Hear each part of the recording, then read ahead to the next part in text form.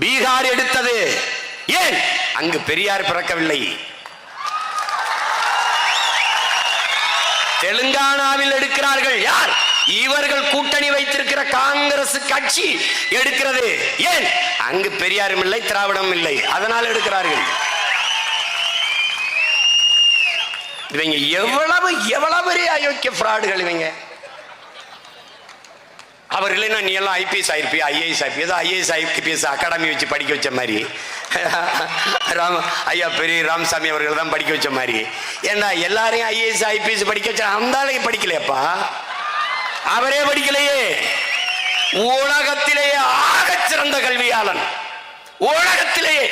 ஆனால் அம்பேத்கர் அவரை படிக்க வச்சது பெரியாரா?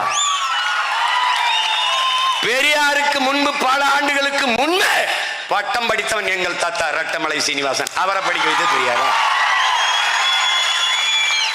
இந்திய நிலமெங்கும் இந்த துணைக்கண்ட முழுமைக்கும் இடஒதுக்கீடு பங்கீடு இருக்குது.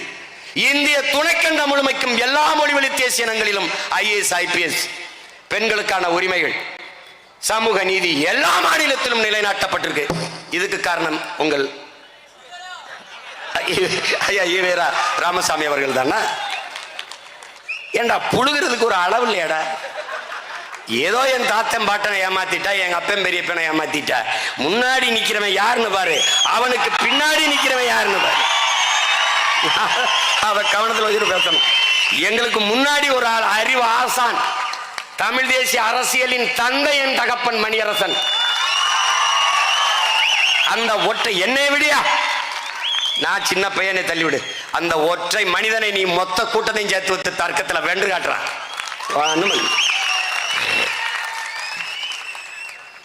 தோத்து போனேன், செத்து போச்சு. ஒரு கேள்விக்கு பதில் கிடையாது.